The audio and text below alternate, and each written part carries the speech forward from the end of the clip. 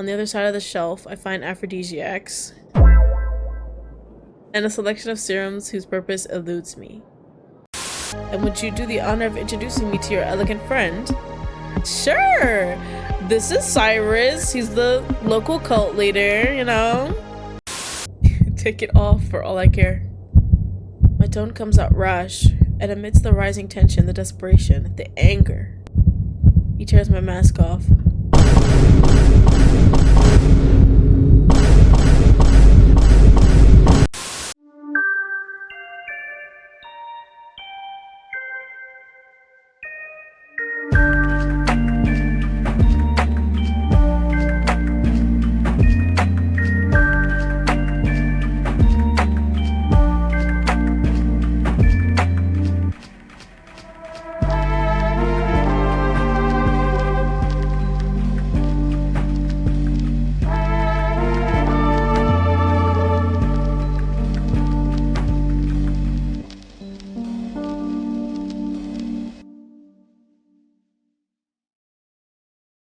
Hello my loves, I'm Degenerate and welcome back to Obscura. Yes, it's back, yay!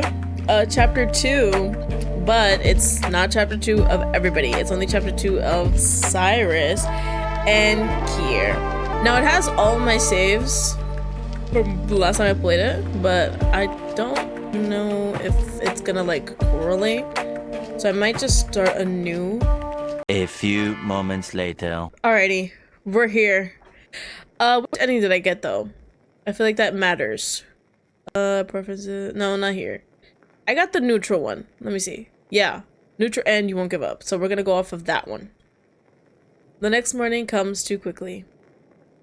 The stiffness in my shoulders instantly makes itself known and slowly creeps up to my skull, blooming into a throbbing headache. ... I feel like shit. This is after our session with Cirrus. Hope we'll remember. Despite the fact that my inner clock tells me I've overslept again, I'm not well rested. The weight that's plagued my thoughts returns in full force after getting up to splash some water across my face. I should go back. The church beckons me. I have a job to do. Yes. I won't allow myself the luxury to wallow in tiredness any longer. I head downstairs to meet Bruno right away. He's busy as always, flitting? Flitting around the room with armfuls of silverware and dirty bowls. Pencil tucked behind one ear. When she sees me, we exchange polite nods. Someone's chipper today. That's one word for it. Have a seat. I'll bring you today's breakfast. It only takes a few minutes for her to come back with a savory breakfast of omelet and toasted sourdough. The smell of it makes my mouth water. I've come to learn that the Leaping Bear's menu changes constantly depending on the supply of food available. Fresh food that tends to spoil easily is hard to come by, with owners favoring a long shelf life instead. This place is no exception. And it feels like they're doing good right now. Great. I'm glad I'm able to get a meal. I polish off my plate without delay and head upstairs to make preparations for today's trip. Yay. I walk with my head held high, shoulders pulled back. Cirrus and I haven't discussed what the plans for today are, so I'm left somewhat unprepared, but I do my best to go with an open mind. He's been awfully insistent that I come back sooner. It's strange. On one hand, don't feel like I know him, up until a little over a week ago. We were complete strangers, and now he treats me with a strange familiarity. But it doesn't strike me as someone who gets attached easily. The scenery around me transforms when I enter the church's neighborhood, and eventually the looming structure ahead is all I can see. I hesitate for a moment before I step inside. My heartbeat flutters, quickly reminded of what happens behind these very doors. There's no point in delaying the inevitable, so I push past my subconscious discomfort and hurry through the oaken doors. Cirrus is already busy with two other robbed individuals. Robbed? Oh, robed. Whoopsies. When I come in and make my presence known. Hello. His head turns towards me, and I'm instantly met with a smile as he motions me towards him. You're here, little star. Did you have a good night's rest? Could have been better. I turn towards the two others that I can barely see because there's a mean glare on my screen. But they're shadows, I know. I turn towards the two others who nod politely in my direction. And you are? Pleased to meet you. We were just on our way out. Good. Good. An evasive answer. The second person doesn't speak at all. I do, however, feel their intense gaze on me through their masks. Is it already that time? Please take care on your way out. Thank you, we're in your debt. Bye! I wait until they've left the church before turning towards Cirrus to speak to him. They don't look like civilians. You're correct. I know. You want to know their purpose? I do. Curious as always. Thank you. I take that as a compliment. I'm afraid I'm not at a liberty to share that information with you. They don't take kindly to strangers poking their nose into their business. Okay. I hold back a vulgar-sounding snort. I don't know what I was expecting. How very convenient that those folks are the discreet type. Your is everybody not? I don't know. Your suspicions are noted, though not appreciated. Okay. His tone comes off as surprisingly dry.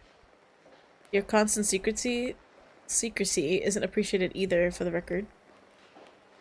We've been over this. I know, I love getting on your nerves. I don't feel like arguing with him right now. Fine. My thoughts drift back to the original goal of my visit, to continue our research. Any news on the documents? I forgot, so I was kind of zooming past to get to this chapter. I have no idea what they could be talking about. As a matter of fact, no, I was hoping to hear from them by the end of today. Oh, right. I sort of remember now. It shouldn't be long until they report back. Right. He pauses while I shift my weight to my other foot, feeling somewhat restless. In the meantime, how would you like to help me with an errand? Depends on the kind of errand. I'm missing several potion ingredients from my cabinet, and I thought you should like to see the beautiful things my regular store has in stock. Potions, huh? For a second, I swear I can smell honeyed nectar in the air, and my throat closes up. If he notices my apprehension, he doesn't comment on it. Sure, I'll come with you. Wonderful. Let me close up in the back and fetch my belongings. Cool. A nice little stroll with Cirrus. I love it. Once back outside, I realize that this is the first time I've seen Cirrus leave the church. By my side, no less. It wouldn't make sense for someone to never leave their abode, but I can't shake how decidedly odd it feels to see him among the rest of the crowd. He stands out very clearly. I bet. Isn't he, like, super tall? Not just that, but people around him recognize him and almost light up at the mere sight of him. Good morning, Cirrus, first stranger says. Will today's sermon is to be held this afternoon? Oh. I forgot. I thought I was special. Certainly, my star. I'm looking forward to your attendance. What a lovely coincidence seeing you out here, says second stranger. Indeed, it's a good day to run errands. Has your ankle injury healed yet? Yes, thanks to your prayer. Not medicine or anything. That doesn't do nothing. I feel so much better now. It leaves a bitter aftertaste in my mouth, knowing that these people are clueless about what goes on behind closed doors. You silence yourself, because you were behind those said doors. Don't forget. He seems to care a lot about his reputation. Oh! A sudden urge to tell him and his onlookers exactly what I think about the situation wells up inside me. Be quiet. The f***? Shut your mouth. No. This is a bad idea. With him being unpredictable enough as is, Acting out in public might just cause him to react in a way I'm not prepared for. Were you about to say something? No, I wasn't actually. Nothing at all. It's very subtle, but for a second a shiver crawls up my spine. Something feels odd. Calm down. Goddamn. Uh-oh! Almost as though I just avoided an incredible amount of danger. There's a meter now? Oh my goodness. Don't make him angry, I guess. We leave without further comment. The tension between us deflates, and our walk continues, almost as though nothing happened. Good. He stops to chat with a few more people, all exhibiting varying levels of gratitude. Eventually our walk takes us to a quieter side street, and large crowds scatter into nothing. My gaze slides over to Cirrus, who seems to notice right away. What do you want, bro? None of them know? About our private rituals, you mean? Yeah. They don't, nor should they. These are special circumstances, and therefore we need to experiment a little. Sharing incomplete information with these good people would be rather unethical. His nerve leaves me completely incredulous. Totally. You would dare talk about ethics? Of course, it is my duty after all. Unbelievable. Cirrus takes us down another winding set of paths, each quieter than the last, until we reach a discreet store with a small engraved sign at the door that says, "Open." When looking past the grimy facade, the window reveals a whole plethora of powders, alchemy equipment with matching glass bottles, and what appears to be small packages of ingredients. Ooh. Once inside, the smell of chemicals tickles my nose. This place is quite different on the inside. Cirrus greets the owner, taking some additional time to ask about new arrivals. In the meantime, I browse their selection. I quickly realize why this store is located so far away from the rest of the businesses.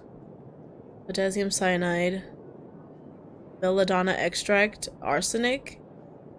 That's a poison, I think. They sell poisonous ingredients as though they were cute souvenirs. Everything is neatly packaged in brown paper envelopes and crystal jars. On the other side of the shelf, I find aphrodisiacs and a selection of serums whose purpose eludes me. Are you finding anything interesting? No. Hardly. This isn't my area of expertise. He pauses to flip through a book of pressed flowers. Perhaps you'd like to learn someday. My mind perks up at this. I'd be interested. I'm especially curious about the weird concoctions you're able to create. Weird, you say? Yeah, I bet you've got all kinds of messed up recipes. Of the pain-intensifying variety. Maybe even of the slightly lethal variety. And just who will you be using those on? Nobody. Can't say. A strange subtle thrill rushes through me. Our previous tense mood is long forgotten now, replaced by easygoing banter and light quips. Despite him being his unpredictable self, Cirrus is strangely easy to talk to when the time is right. When did you learn all of this potion making anyway? It was a long time ago, during my childhood in fact. I took it as part of an extracurricular program outside of school. We had a very thorough and good teacher. Sadly, she's no longer with us, but her teachings won't be forgotten. Hard to imagine you going to school. What? Really? Then you might be surprised to hear I was at the top of my class, too. I bet. You're at the top of everything. And I really do mean everything. Of course. The conversation dwindles there, and he turns away to pick out a few other ingredients. I try to lose myself amidst the crushed petals and powders, but I can't shake the undercurrent of discomfort. I doubt this place ever truly feels safe. We need to calm down. We're always so uncomfortable. Just, I need to focus. Research is important. Maybe I could even find something to suppress some of Fractum Anima's symptoms. And what are those? By the time I make it through a quarter of the powders, Cyrus wraps up his purchase and makes his way back to me. Are you ready to head back? Sure. I'm disappointed by the lack of finds, but I've made a mental note of the shop's location. I will always be able to come back one day. What will you be making with those? Some of my specialties. I can let you try them if you're interested. Something tells me I might not want to, no matter how interested I am. I see. I need to make some preparations before today's sermon. Nice. Our walk back is quiet. It feels as though for once, Cyrus is either lost in thought or concentrating. He mentioned a sermon. Must be really important to him to get those right. Dark cobblestone alleys transform into wider, dimly lit streets until we reach the main road leading to the church. Despite lying under the same oppressive roof of cavern darkness, it feels easier to breathe out here. That feeling fades once we're inside. The familiar scent of incense and smoke clogs my throat. I'm going to begin my preparations now. I hope I'll see you at the sermon too. You've yet to attend one if I'm not mistaken. That is true. I pause for a second to mull over my options, as my guilt suddenly twists with uncertainty. Should I really be wasting time here? When I could go out and be one step closer to finding lunar ichor? He's expecting news on the documents tonight. Maybe I can just wait until then. One afternoon won't hurt. Or would it? Dun, dun, dun! How much time do I have left?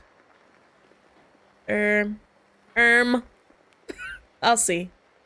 I'm gonna think about it and snoop around in the meantime. Snoop? You've got cool paintings on the wall. Ah, certainly. I'll see you in a bit. Okie dokie. I'm gonna be nosy. Taking in the artwork helps distract me from the decision making. This time my walk takes me to the other side of the altar, close to the doors leading off to the private rooms. On this side, the paintings are more akin to scientific diagrams with an artistic flair. The first three are aquarelle? Stained star charts, depicting one constellation each. Their names, the dusk, the hourglass, and the string, are engraved on small metal plaques under each frame. Seem like they've been preserved here for a while. A little further down, a worn plaque with barely legible text recounts a few fragments of the lunar religion's history. Them being an offshoot of the solar religion, the rebellion against the fixed values of said religion, and their eventual desire to focus on transformation instead. It's all mostly common knowledge. My wandering leads me back to the altar.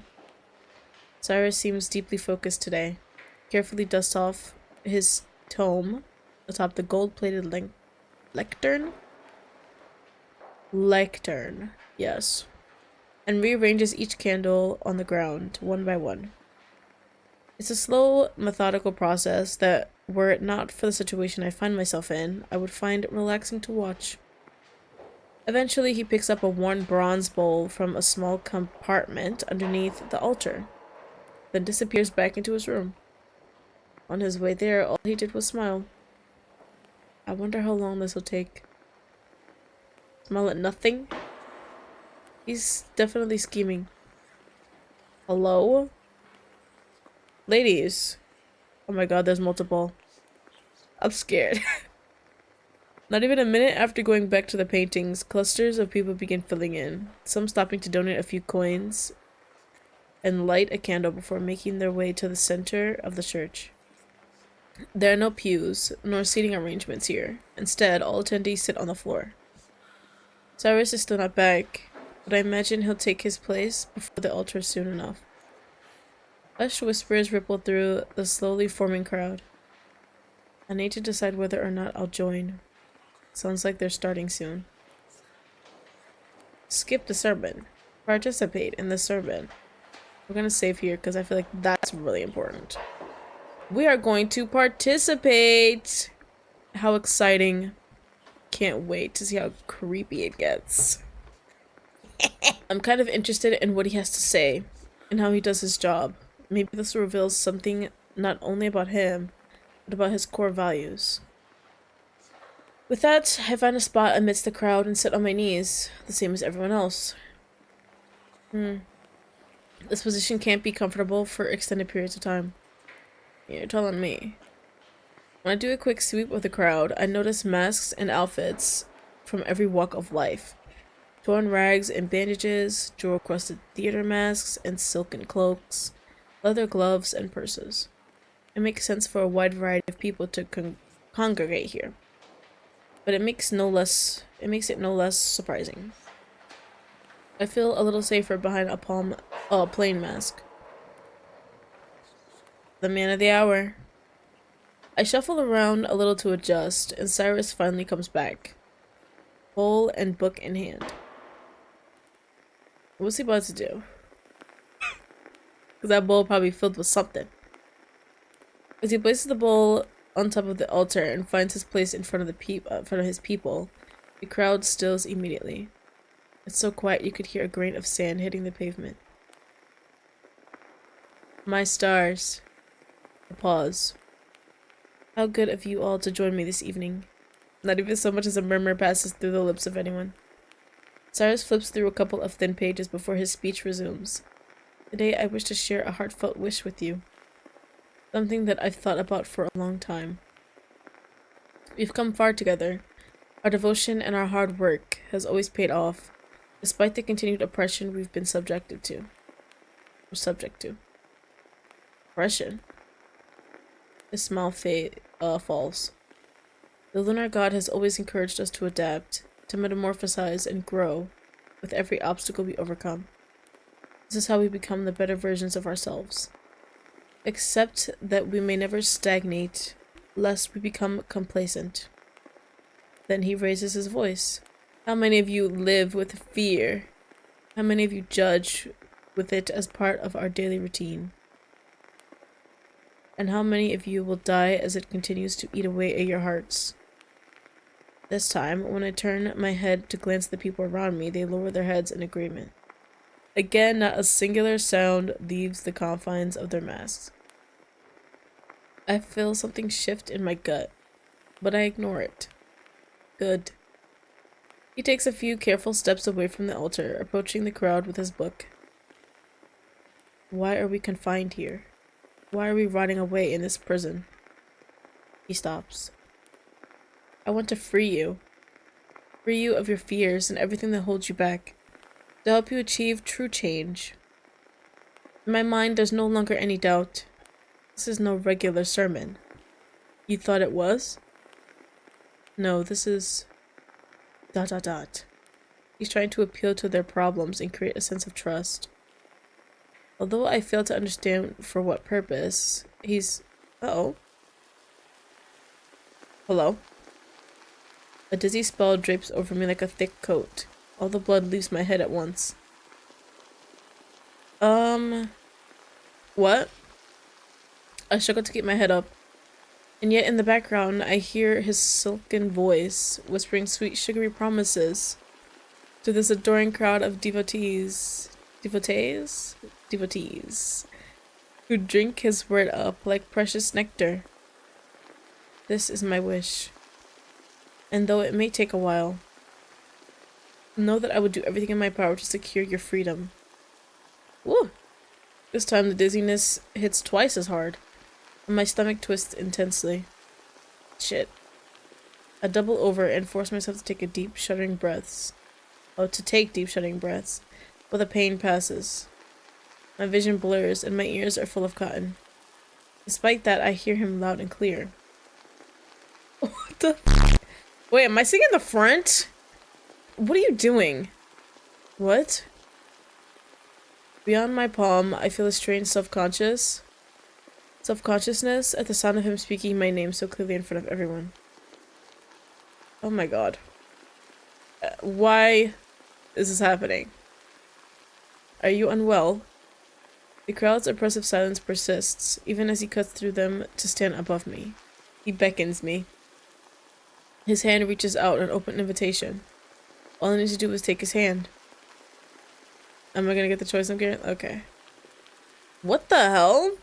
So aggressive, that first one. Just say alright. Calm it down. What does he even want? I pause, taking deep, calming breaths. What choice do I have? The one I chose. That's the choice that you have. My surroundings are not the friendly kind, and in my current state, I can't escape. You're going to be okay. Thank you. Oh my god. So reassuring. He says this as I finally place my hand onto his, and he pulls me up. Cirrus leads me to the front of the altar where he previously stood, and with a press of his palm on my shoulder, forces me on my knees. Okay. I'm a complete mess by the time we make it there, dizzy with pain and soaked with cold sweat. I must ask you for your kindness once more. D is here. D here is one of those who is consumed with fear and pain. Some of you may very well be familiar with this kind of pain, the sort that you don't speak of. Okay. To those who never forget their duty to their neighbors, their friends, their peers, and who never forget their greatest gift, empathy. Please join me for a prayer.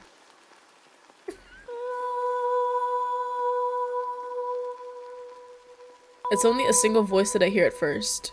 A soft, melodic chanting that carries over the crowd and echoes between the church walls. Then a new voice joins in. Then another. I'm the new center of attention for all these people, with the chanting grows into a solemn chorus that consumes the room. The devotion is almost haunting, as though they've practiced this very song many times. It spills from their lips in loud, passionate harmony. Okay. And it dawns upon me that they probably have. I turn to find Cirrus mixing the contents of the bowl, focused on me. This specific smile? Okay. The smile never leaves his face. He's no priest. Oh no! Oh no, he's a cult leader. Duh! He's a cult leader. These people are not here for any lunar god. At least it isn't their primary focus. It's him. So amazing. So instead of a lunar god, we're praying to Cirrus. Which honestly, in my opinion, is way better. I'd join a cult if he was the leader. I am not going to lie to myself. Everything quietly falls into place in my mind while my body is racked with tremors. This is bad. Oh no. I'm so scared. Did I start acting concerned or what's going on? He approaches me and removes one of his gloves so he may dip his finger into the clear liquid. Then he takes my arms and traces the shape of a crescent on the inside of my wrist, coating it in the watery substance. I'm breathing. It's an order. Somewhere in my mind, alarm bells are going off again. That's so weird. I don't remember installing those. I can't help him indoctrinate me into whatever this is. I can't let him. I don't know what I said before. I need to stand my ground. I need to find the Acor. I need to live. I need... Let's put Cirrus right there.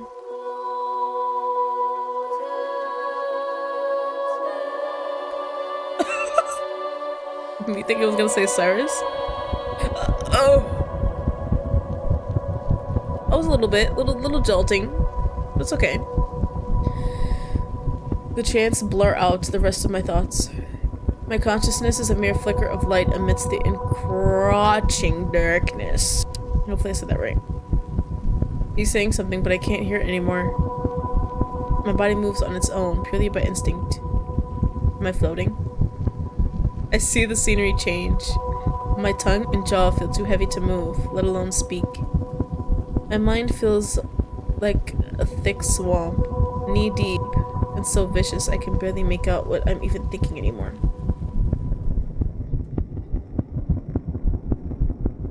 By some miracle, I make it back to Cyrus's room. And then I'm gone. The first thing that wakes me is a budding headache in my temples. It feels like all my mornings start the same now. My mouth feels like sandpaper, and the lingering effects of yesterday's attack churn in my stomach. Anything more than crackers will probably lead to something very unsightly. As expected, I'm in Cyrus's bedroom. It's the same as I remember it, windowless and slightly impersonal. Unexpectedly, he himself isn't here. Where'd he sleep? I let my legs dangle over the edge of the bed, still wrapped in his blanket. Then I notice the glass of water on the nightstand, and figure he must have left it there for me. A small fresh bouquet of lavender flowers sits right next to the glass. Well, don't mind if I do. Cyrus's name resonates in my mind as I down the glass. A faint hint of the lavender lingers on my tongue, but it disappears just as quickly as it arrived. It helps with the otherwise jarring taste of water first thing in the morning, in any case. I don't understand him. So confusing. I take a moment to regain my bearings before making my way back into the church. My path is aimless, meandering among the paintings and sculptures until I naturally reach the center altar, where I find a small group of people chatting Cirrus. No. Is it Cirrus or Cyrus? I'm gonna say Cyrus. Like I have been. It's one of those moments where he seems unreservedly happy for once. All smiles and kind gestures. They can't be sure. I don't know if I want to deal with him first thing this morning. And so, my steps lead me towards the exit instead, in search of warm breakfast and potentially a bath back at the inn. Uh-oh, he's calling me. Where are you going? Somewhere that's not here? My voice comes out terse. Today, there's something we ought to discuss. Always an excuse. Ugh. Maybe I can take this time to tell him exactly what I think of his coercion tactics from yesterday. Stop it. Don't do that. I turn around before I change my mind once more. Good morning. I trust you've gotten enough rest and are feeling better? Sure. Yesterday's attack has left me more afraid than I'm willing to admit. But he doesn't need to know what about that. Was it really an attack? Like, what the hell? Panic attack? Or just straight up attack? I still have time.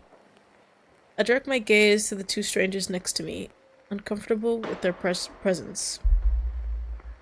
I recognize one of them as Miriam from yesterday. My star, you've met Miriam. Her friend Lucia and her attend the sermons on a regular basis. Yes, good morning. Your performance yesterday truly was a sight to see. Performance? We weren't expecting such a passionate person at all.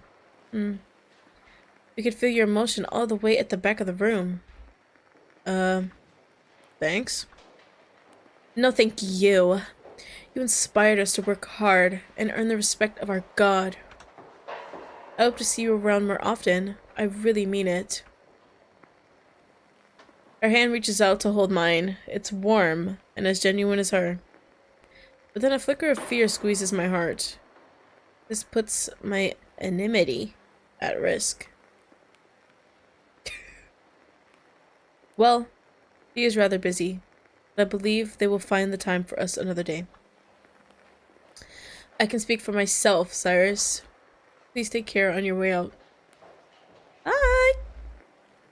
The strangers quickly take their leave, giddy from their interactions, and it leaves a sour taste in my mouth. What do you think you're doing? Setting you up for success. Many of those people are on our side. Oh, are on your side and willing to help. It's in your best interest to treat them well. It's my job to decide who's got my best interest at heart. Definitely not yours. Uh-oh. He pauses, and when he sees I won't budge, he lets it go. I see. Perhaps you'll forgive me if I treat you to some breakfast. Maybe. Maybe. My gradually empty coin purse enjoys the suggestion. And I take him up on it. I get to order whatever I want. Yes, you do. Shut up. I hate you. I love you. He concedes and leaves to make himself ready. He's my favorite, guys. Oh my gosh. I don't know. Something about him is so alluring. The breakfast cafe he finds is utterly out of character for him. It's a kitsched? I tried. Colorful little place. Quiche? No, I'm not gonna go back. Colorful little place decorated with dozens of lush flower bouquets. They spring up from every corner of the locale. Perfumed and delicate, while the walls are pasted with pastels and more florals. It's hard enough to imagine him coming to a place like this, but seeing him seated on one of the small chairs makes it seem almost surreal. Nice place. I was expecting a dungeon. A dungeon that serves breakfast? You're stupid. As I catch a whiff of pastries wafting from the oven, I feel my stomach settle down at last. Like, ugh, you're so snippy for no reason. I think I have to change what I say in the first chapter, because this shit is, like, getting annoying. He ignores my quip and motions to the empty seat facing him with a menu in hand. Sit. I'm sad. With silent displeasure, I do. And a kind waitress takes our breakfast orders, not 1 minute later. Crispy earthenberry toast and chocolate milk. Fried eggs with salad and black coffee. Saffron-infused rice pudding with... oh, and cinnamon tea. I like that last one. Let's do that one. So. I fell asleep alone and I'm pretty sure I woke up alone. Where were you last night? Oh my god. Look at that grin. I like that grin. His lips quirk into an amused smile. Interesting question. Surely you've heard of spare bedrooms before, yes? You don't do that ever again. Rude. They have those on the surface too, if I'm not mistaken. You bitch. The sarcasm. Get out. Really? I can't say I have.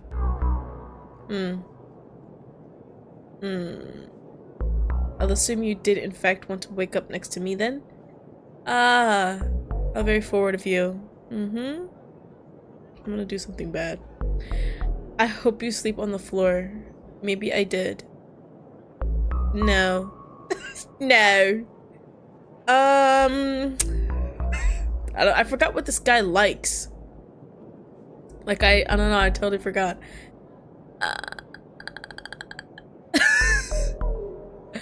Let's say maybe I did play with him a little bit.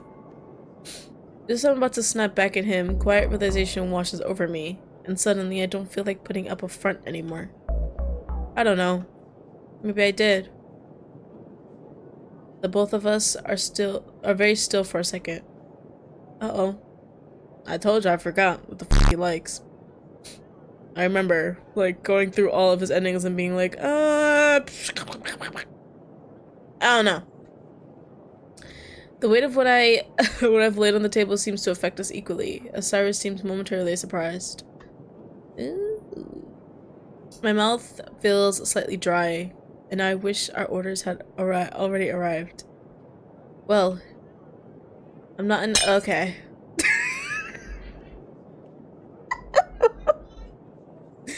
I'm not in the habit of sharing a bed with anyone, but I suppose I'll keep it in mind. That's so nice of you to say. I'm gonna redo this day on my own time, or this chapter, and I'm gonna make sure you fall in love with me. Shortly after, the waitress arrives with our platters of food. Thanks, dear. I take a short sip of my drink to distract myself from the conversation we just had and try to think of a different topic. What is underneath that cloak of yours? I want to know. I'm curious. You have a pretty varied social circle. How often do those sermons happen anyway? I can't come up with anything to talk about. I'm not a f***ing idiot, so we're gonna pick this one.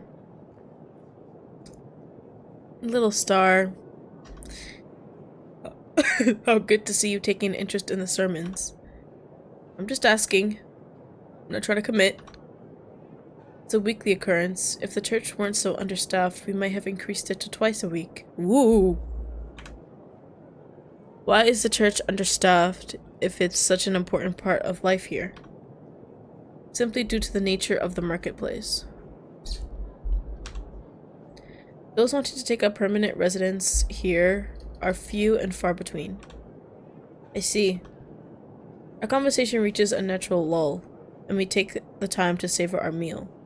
Either this cafe has some of the most delicious food I've ever had, or I'm so hungry that it barely matters.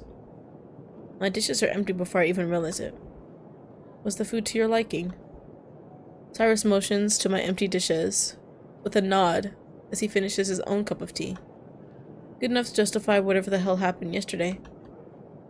It's very good to hear. He gently dabs at the corner of his mouth with a provided handkerchief. We should be going now. I repeat this in my mind, but I find myself unable to stand from my seat. He hasn't told me to, so I'm not getting up unless I'm told. It feels like the eyes behind our masks met. Is something the matter? Yeah, actually. What is this? I gesture the two of us, hoping he'll understand the implication. Oh, brother. Why do we have to do this? Ugh, I hate this. You're asking about our relationship? Sure I am. This feels pretty unusual, even by the marketplace's standards. Must we label it? No, I just want us to set boundaries, as long as we're working together. I want an idea of what I'm getting into. I'm not used to my colleagues forcing me into prayer and whippings. I see. Well, what I did today, I intervened, or whatever, with whatever he was doing with the other person. So I feel like, right, we deserved it. For multiple reasons. In that case, perhaps we can discuss this over dinner tonight. That's so nice. He's asking me on a date, guys. Don't get too excited. Behind my mask, I squint. We're out for food right now. This is what, the morning? Like, come on. Yes, but I'm partial to a private setting for these kinds of conversations. Would it be alright with you? I can't tell if you're asking me on an official date, or you're trying to trick me into getting flogged again. Trick? It was a trick last time? No! I fully accepted it. What are you talking about? What is this thing talking about? What are you talking about? We need to have a conversation. Privately. Cyrus only smiles. I'm inviting you to come and find out. Yes. Fine. But then I think we should head out now. Of course. Oh. I thought that we were stuck to our seat because we weren't commanded and our body, like, already, like, subconsciously, you know? But I guess it was just that stupid conversation about what our relationship was, which I already know what it is. We're lovers. He doesn't know it yet. He hands the waiter just enough coins to cover our breakfast and a small tip, then rises from his seat to find the entrance. We're greeted with a view of swaying cables, flickering streetlights, and cold cavern air. It happens more and more often now, walking together in silence. Most of our discussions are best saved for later, far away from eavesdroppers. I follow him with the gradually crowding streets, through twists and turns until we reach a crossroad and stumble upon a decidedly familiar figure. A golden mask, expensive clothes, sun-kissed skin. I know exactly who that is. Oh! Did you find someone else to go party with? It's you. The fancy stranger recognizes me from earlier, and I reach out to Cirrus to stop him for a moment. It's D. No, I'm just kidding. His face lights up. Thank you for trusting me enough to tell me. You're welcome. I was hoping I'd stumble upon you again. It's a lovely time of day to meet. His attitude hasn't changed at all, which is almost relieving. You won't return the favor? Flustered, he raises his hands agitatedly. Of course I will. It's Francesco. Or Francisco? Francisco. His gaze slides over to Cirrus, who has yet to say a word for once. And would you do the honor of introducing me to your elegant friend? Sure! This is Cirrus. He's the local cult leader, you know? I have to force myself to conceal my laughter. Cirrus, I don't believe I've seen you around these parts. Dumbfounded, Francisco stares up at him. Up is crazy. After realizing the star bit applies to him too. Forgive me, I'm not sure what warrants such a title. Cirrus, still for a moment. Simply a common courtesy I extend to all those who visit the underground. He's the head priest of the lunar church. Oh, I see. I'm of the solar religion myself, so I'm afraid my ignorance might offend you. I hope you answer my many questions in the future, sir. Watching their conversation unfold is almost comical. There's an undercurrent of tension between them that only makes it more uncomfortable to watch by the second, until Cirrus excuses himself to step aside and indulge someone who recognizes him on the street. And then the tension mercifully deflates until it's just Francisco and I. Has the underground been treating you well? Yes, very. I'm learning so much. It seems like you are too. I know we don't know each other all that well yet, but you don't strike me as the religious type. I'm not. I'm honestly just here for, you know, a specific person. I'm not. I am. I'm scared. That's what I am. I'm gonna say I'm not, since we seem to, you know, be so... I see. I think we'll be heading out soon. I hope you find your fortune down here. Thank you. I'll make sure to look hard. Yes. We share polite farewells, and I enjoy a short moment of my own. Oh, on my own. Wondering about the likelihood of stumbling upon the same person twice by sheer coincidence in the marketplace. Francisco's figure has blended into the crowd by the time Cirrus' hands finds its way to my shoulder. Aye, goddamn. Little star. The smile is tight. You waited for me? Mm-hmm. Thank you. Oh, he's saying I waited for him. Okay. I'm gonna walk away? I'm not stupid. Take longer next time, why don't you? It's not like my life is at stake or anything. Once again, your displeasure is noted. I point in the direction of the Leaping Bear Inn. Well, I don't know about you, but I need some time to myself. I see you got along well with that man, didn't you? Don't tell me you're jealous. He completely ignores my question in favor of his own. He's just an acquaintance. Oh yeah, he's cute. It's true! Don't get me wrong, he's adorable. Oh my gosh. Little pocket-sized thing. Put in my pocket. Walk around. He is adorable. I enjoyed his route. I want to mess with you, though. I think it'd be so funny. Oh, Francisco's a sweetheart. Unlike you. He seems like a decent guy. Maybe I should ask him on a date. Oh, really? Yes! Make him angry. The smile is so eerie, it chills me to the core. In the corner of my eye, I notice his hand suddenly twitch. Oh no! I live for this. Brief experience tells me that that's the hand of someone who wants blood. Ooh. I'm in for a bad time later. I might actually get a vlogging.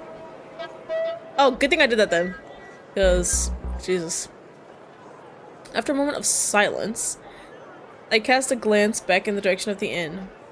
None of this changes the fact I'm still in need of a bath and a walk. On my own, preferably. Cyrus paused before answering. Are you sure? It comes out quieter than what I'm used to. A strange sensation. Yeah, I'm positive. We'll see each other for dinner anyway. What's the big deal? The marketplace isn't getting any safer. On top of that, your affliction means you should be resting. Again, I have to say that's rich coming from you. His frown deepens this time. You will not question my intention of keeping you out of harm's way, especially in a place so unfamiliar to you. I will do whatever the hell I please. You are stubborn. I know you love that shit. And that won't stop anytime soon. I've made my point very clear. And with that, the conversation is over. We bid each other a terse farewell, and at last I'm alone, free to explore and resume my search. The labyrinth of stalls and merchants spreads out before me. I've got a couple of ideas today. There's a path close to the Ruby Walls I haven't explored yet, supposedly a hub for religious activity. Maybe I can find a new lead there. There's the potion shop from yesterday, in case there's something I missed. And it's a stretch, but maybe I could find something if I go back to the auction house and ask around. We can go back to the potion shop. I have the way to the little potion shop memorized, from Main Street to cobbled side alley. The landscape narrows with each turn, facades darkening, and eventually the shop comes into view. I push my way past the front doors. The owner seems busy with filling some paperwork. Filing. So I take another stroll through their inventory. Then something close to the corner of the room catches my eye. It's almost hidden from view, half tucked behind one of the shelves. A missing persons poster. That's not something I expected people to pay much attention to down here. Must be someone pretty prominent. I step a little closer until I can make out the name and mask portrait of the person, and find myself furrowing my brows. Nexus. The owner of the notes Cirrus claims to have found. Why the hell does he have a missing person poster? I instantly reach out to wave the owner over from behind their spot at the register. Is there something I can help you with? Yeah, you knew this person? I point to Nexus's portrait. In return, they pause. I know him, yes. Lovely old man. I actually created this poster myself. I thought he was dead, not missing. See, that's what everyone is saying. Heart attack or diabetes. Maybe just bad luck. But that makes no sense to me. Nexus may have been getting up there in terms of age, but he was in phenomenal shape. I don't believe for a second he's dead. Oh. Fuck. He must be out there. I'm so sorry. My stomach is full of dread, twisted into uncomfortable knots. There's something not right, but I can't quite understand it. I'll make a note of this. Alright, I thank the owner and leave, in desperate need of air. The cold sweat makes me shiver. But I have to keep moving. What's next?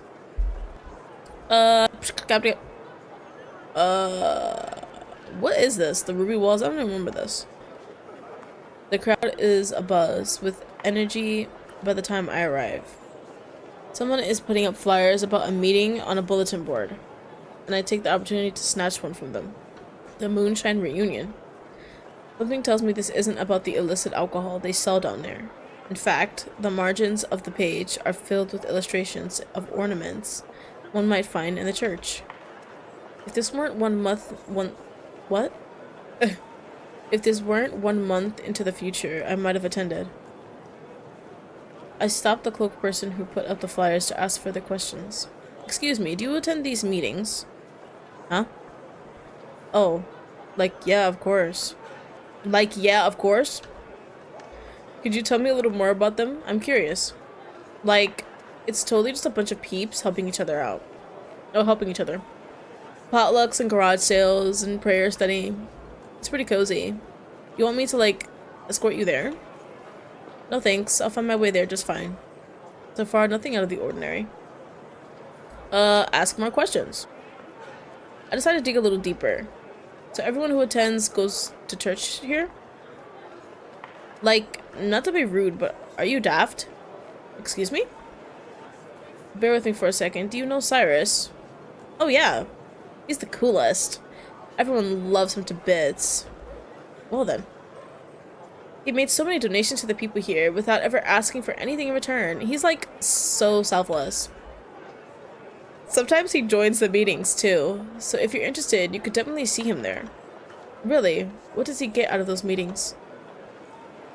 Not to be rude, but are you one of his stalkers? One of his stalkers? Stalkers plural? What? Huh? I feel like my patience is being tested. But that's interesting. He has stalkers. I guess that's not very surprising considering his perfect public image. With all due respect, if I were his stalker, I would already know his information. Huh, good point. Well, he totally helps with the studies, obviously. We've got a few theology students. That and he stays to chat with peeps. I see. Got one more question for you. Well, make it quick. I don't have all day. Lunar Ichor, you happen to know where I can find any? Not to be rude, but... No, I'm sorry. I just totally wish you good luck. After giving a curt nod, they tighten their hold on the flyers and scuttle off. Alright. Darn. Every other time we'd say f, but this time it's darn. The only information I got from that is that, as expected, Cirrus is a figure beloved by many. Guess I know where to apply pressure now, though. I take a moment to reassess my situation. What should I do next? I'm gonna go to the auction house. Since we can do everything, we might as well. The way back to the auction house feels strange somehow. Maybe it's the fact that my time is running out. But coming here feels like it bears more weight. I'll ask about the Ichor supplier. I refocus my mind on the task at hand and approach the bookkeeper. You're back. So it seems. We still don't have any lunar Ichor, if that's what you're here to ask about. My heart aches with disappointment. I expected as much. I have a different question this time, though. Well, I'm all ears. Could you point me towards the supplier? Oh no. Have you learned nothing during your stay underground? Confidentiality is of utmost importance. This was also to be expected. For the first time in a while, desperation rears its ugly head and begins to claw. I want to lash out at this person and wrestle the information out of their heads. Slow down. Pure animal instinct begging me to do whatever it takes to stay alive. I won't make any trouble for you. I just need this information. No deal.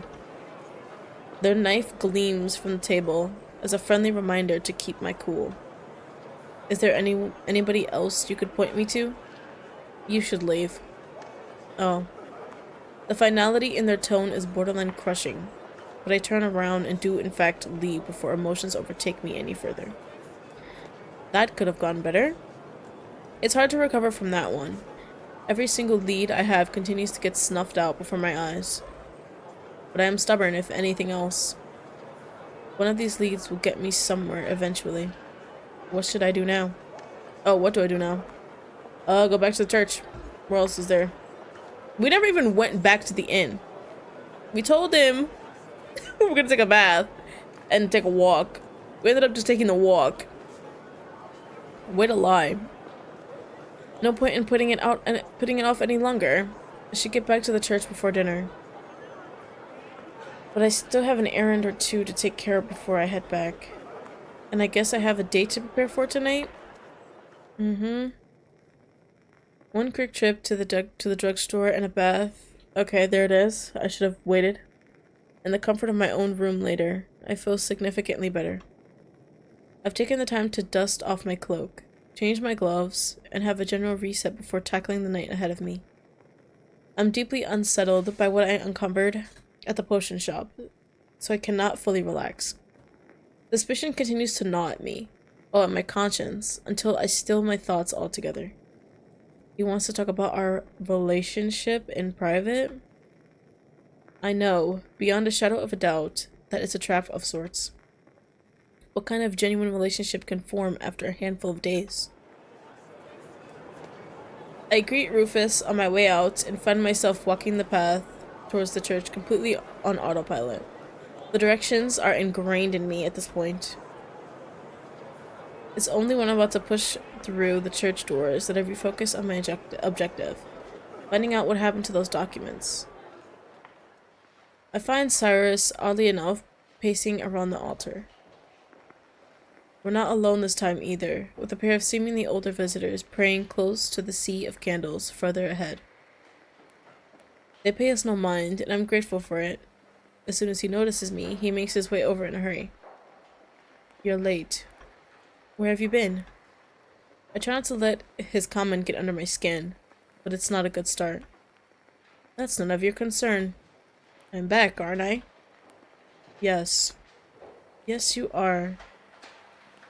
Okay. I squint up at him, though I'm aware he can't see it. What's gotten your panties in a twist? His mouth curls in distaste for a second until it relaxes into a smile. Worrisome rumors. I overheard some visitors mentioning increased gang violence in the nearby part of the marketplace. I'm glad you're safe.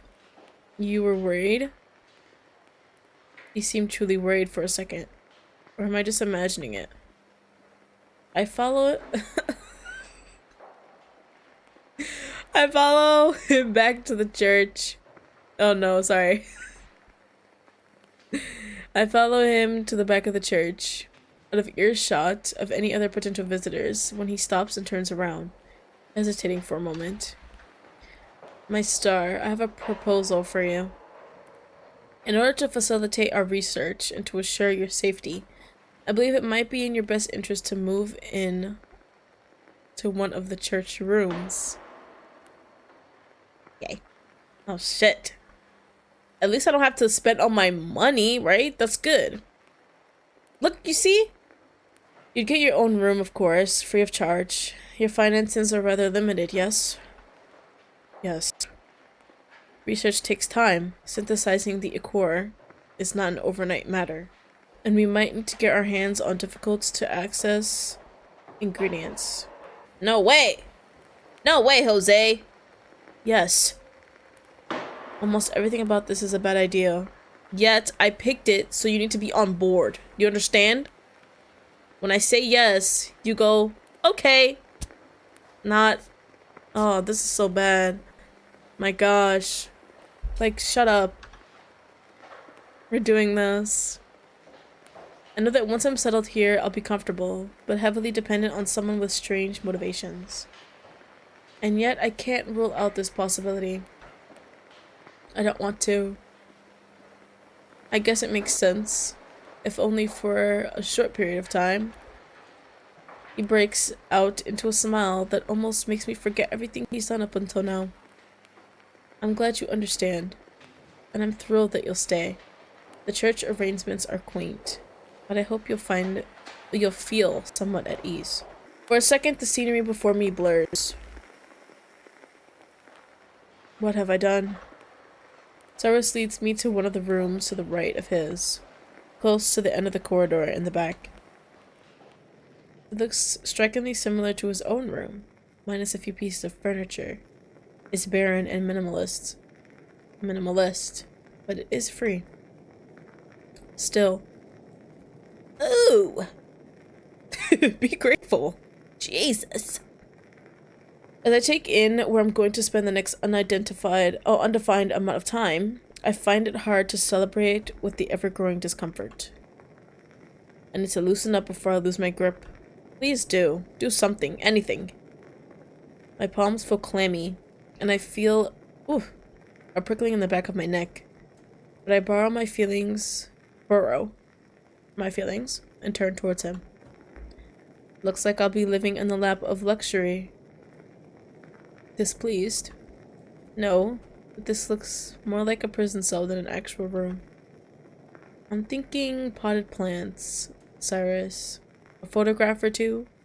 Oh, maybe even a tiny 2-gent statuette from the shitty souvenir stall. I'd like to remind you that this is a guest room, usually reserved for emergencies. Pray forgive if aesthetics are but an afterthought. Barely forgiven. You're going to be a difficult guest, I see. If you expect anything else at this point, that's just on you. I pause. But you also have to understand why I'm reluctant. And I do.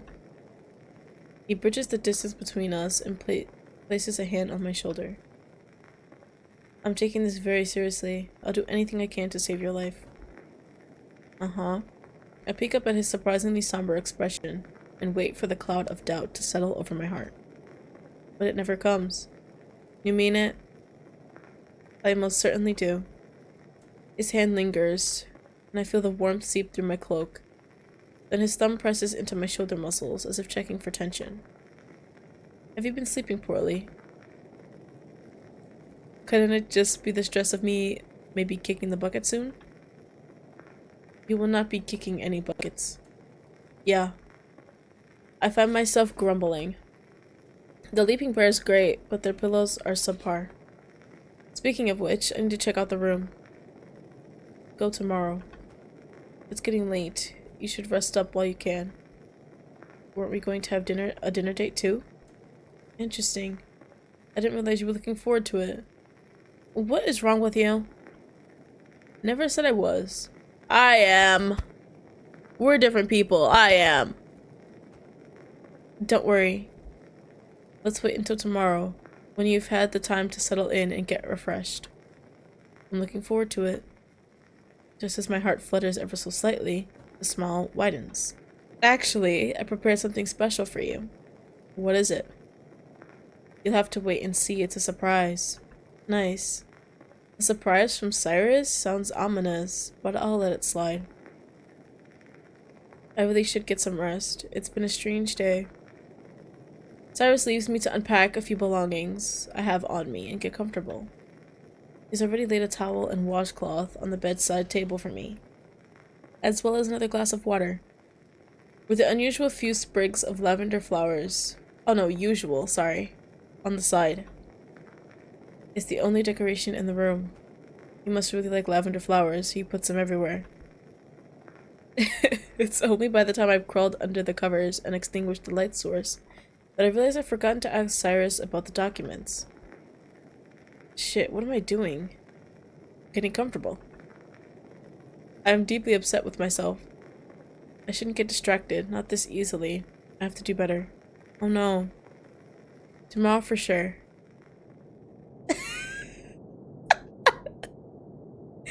I'm out early the next day before any guests or Cirrus begin trickling into the church's main hall.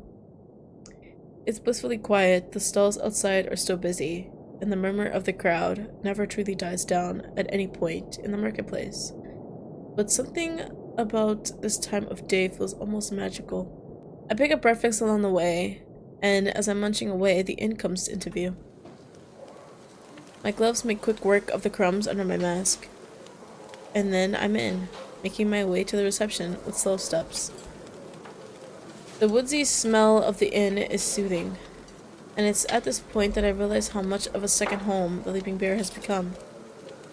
For a brief second, melancholy hits me. I'll miss this place.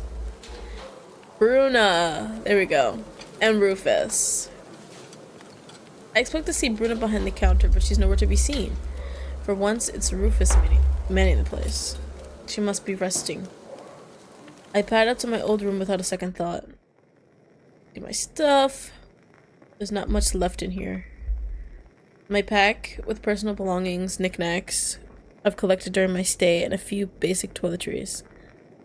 I tuck them away safely and comb through the room one final time to check for anything I may have left behind. I'm all set. The melancholy briefly returns when my hand reaches for the doorknob. I should come back here after everything is done at the church. Oh my god. Good morning, Rufus. Rufus says nothing. Instead, he nods once, in what I assume to be an act of courtesy. I've come to give my keys back. I thought I'd be staying longer, but hey, life goes on. I slide the medallion and key across the counter, along with the last portion of my payment. I wanted to thank you. You and Bruna have made me feel very welcome and very safe. I pause, gauging his reaction. I know you're not much of a talker, but I enjoyed our time together. Please let Bruna know I said hi.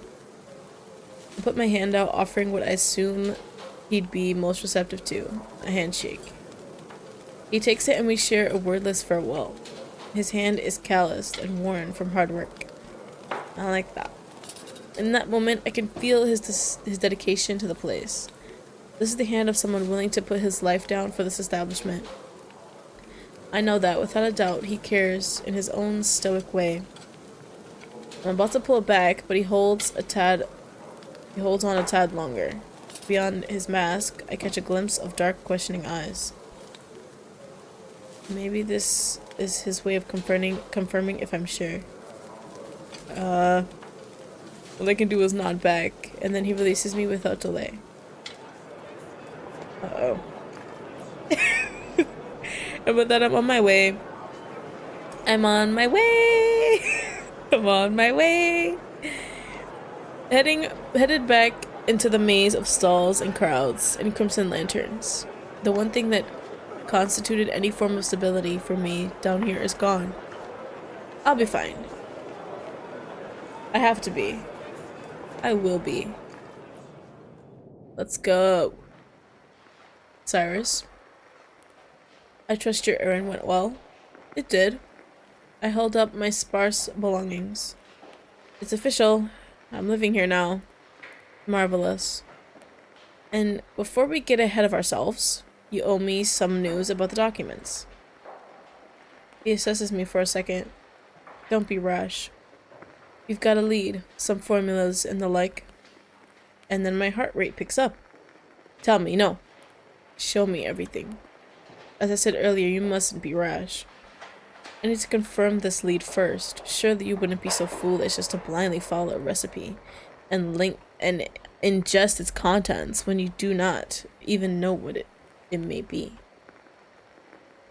Impatience burns up inside me, clawing at my mind. No, but we're running out of time. This is my decision to make. Didn't you say this guy Nexus was a trustworthy fellow? Uh-oh. You can never know everything about a single person. You of all people should know that better than anyone else. The smile drops. I don't want you ingesting a failed experiment. I want to keep you safe. So for your own sake, I must ask for your trust in the matter. You can rest assured that as soon as I've thoroughly checked the recipe and contents, I will let you know. Asking for trust. Some nerve he's got. Bring up Nexus's friend. Uh-oh. That's when you save again. We're gonna do that. Well, speaking of Nexus, you'll never guess what I found the other day.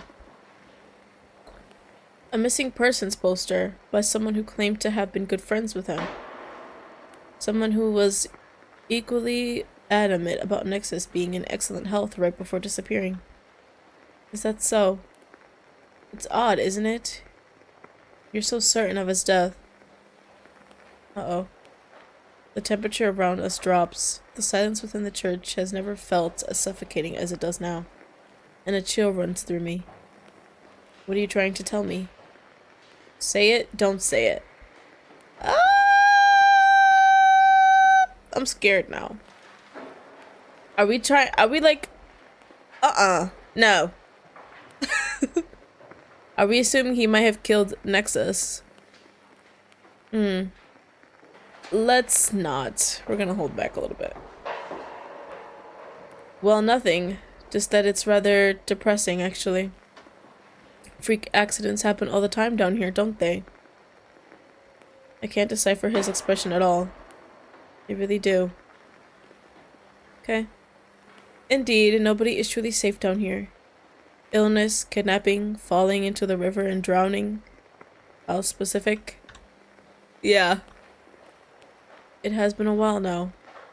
But I do recall his family calling me and announcing the news of his death. A ceremony was held shortly after. Listen to me. It's not unusual for people to cope with grief in the way you just saw, by clinging onto a scenario where said person might be alive, somewhere out there. Isn't it much easier for the heart that way? Yes. I release a shuddering breath. It probably is. Oh. Let's keep doing that. You wouldn't take no for an answer. What choice do I have? Good, thank you. You'll see, everything will fall in place. You'll be safe.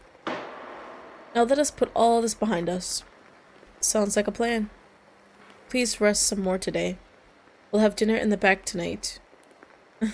We've got a lovely dining room for special occasions. Nice. Sounds extravagant. You sure we should be using that room just for us? Can't we just go out like normal people? So many questions. Have you forgotten my title? No. Just making sure we don't commit any extra sins while on holy ground. Thoughtful as always. Well, off you go.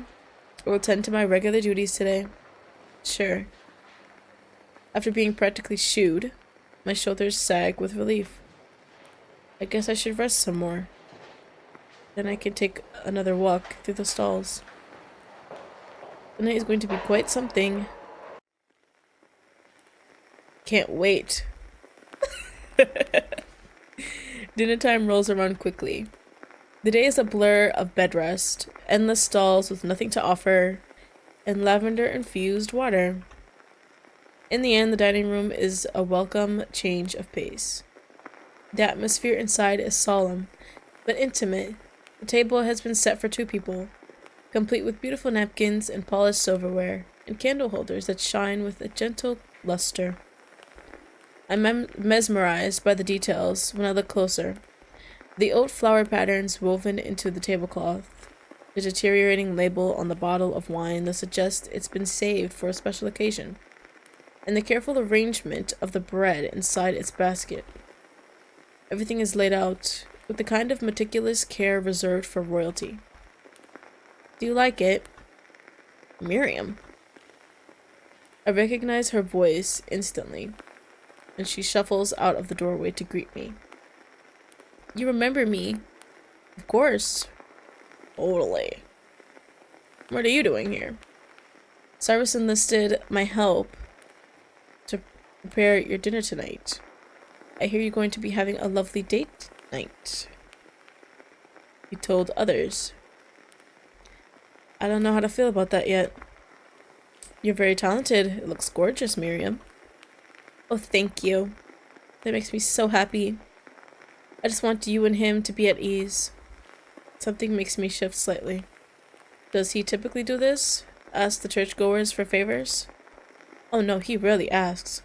We offer our help every time we come here. Because we want to do good. Uh-huh. He's in deep. Totally. I'm about to be in deep too. No pause.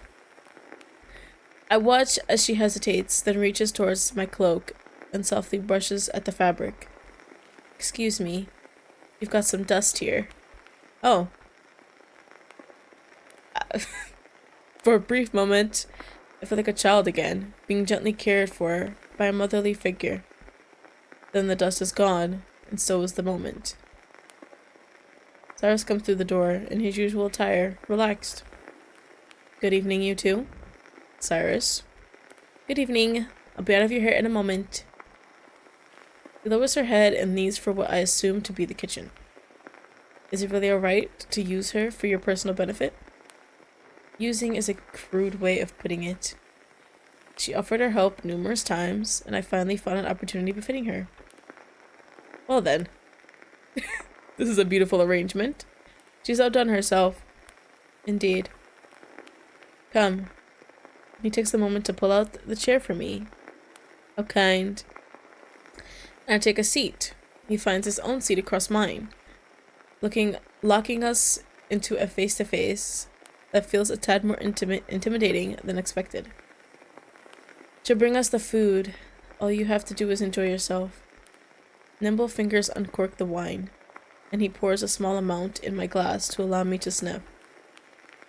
The tartness of plum, the smokiness of oak, and the rich sweetness of cherries all combined into a wonderful scent that leaves me wanting a proper taste. Guess it's time to undo this whole thing. I find the clasps and undo the lower part of my mask. The sensation is still unfamiliar, but it is utterly relieving. The taste of the wine doesn't disappoint either. It leaves my mouth dry, but my taste buds singing. A rare vintage. Far from it, its production is abundant on the surface. I simply like to mature wine for a few years longer to develop the flavor. I'm not a fan of wine. I've tasted it before. It's disgusting. I hate it. I'm surprised that you have the patience for this kind of stuff. Come now. You of all people should know that I am very patient. Okay. Our first course arrives. Cured ham and thinly sliced vegetables form a beautiful pattern on the plate, and Miriam brings us a small pitcher of walnut oil to pair with some bread. He wasn't joking. This whole setup feels like a date. I think we lock eyes for a moment. Let's cut to the chase. Our relationship. You said you wanted privacy before telling me about it. You won't even wait until the main course? I've waited long enough, Cyrus. Uh-oh. Jesus Christ. His lips tug into a devious grin. Perhaps I should keep you waiting for a bit longer. I'm enjoying the food. Your desperation is delightful too, of course. Oh no.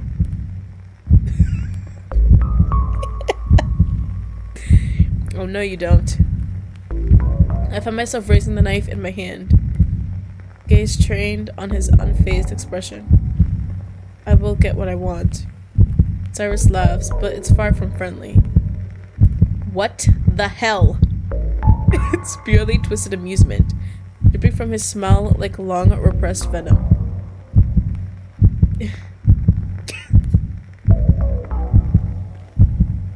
Stop! Do you want to play? Excuse me? Egg him on? Hold back. I like eggs! Oh wait. That's something that you have to save for. But we're totally gonna have some eggs. Something in my mind clicks.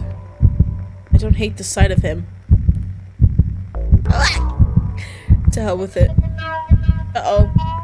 You call it a game and yet you're afraid of losing.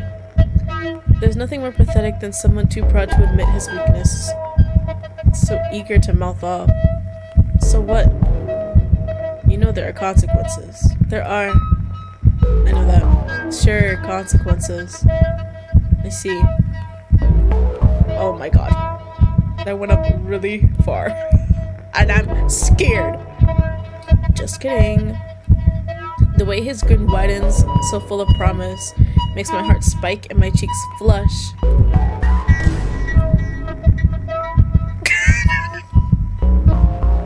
You know what's coming later. Oh. Now. Ah, we're almost ready for the main course. Oh my god. Sorry. Yes. My mouth feels dry. And as if he could read my thoughts, Cyrus tops up my glass with a generous glug of wine. Trying to get me drunk won't work, you know. No, not drunk. Pleasantly buzzed, perhaps. Do you have a high tolerance? Somewhat. My height is an advantage in this case. Uh-huh. We paused for a moment, still recovering from the earlier heat. I'm still recovering. You wanted to ask about the nature of our relationship. That's right. I'd say it is right here. Pleasant company. The opportunity to let off some steam and some potentially life-saving benefits on the side. I'm sorry. He takes a moment to take another sip of wine. I care for you. We haven't known each other for very long. I believe that to be irrelevant at this point. This kind of intimacy is rare, don't you think? Maybe. Well, allow me to ask you a question in return. What do you see me as? Sorry. I was gonna say something crazy. A stranger. A business partner. A lover. A play partner. Does this matter?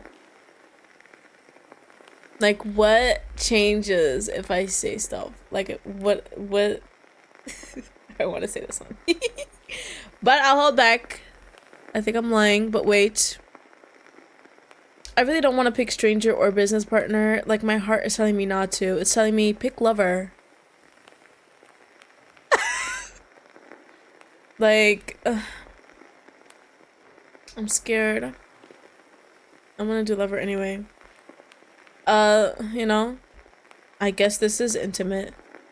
We've seen sides of each other that nobody else has. Perhaps we've grown dependent in a way only lovers do. It's hard to say. Oh my. I'm very flattered you see it that way, thank you. Our main dish arrives just then. Whole roasted fish in a salt crust. Miriam debones it in front of us and serves us generous chunks. It's quiet when she's there, and the silence persists after she leaves. But the tension isn't out of fear this time. It's anticipation. Yes? I told you I had prepared a surprise for you, yes? You did? I'll be able to reveal it to you soon. After dinner, that is. A package is waiting for you in your room. Oh!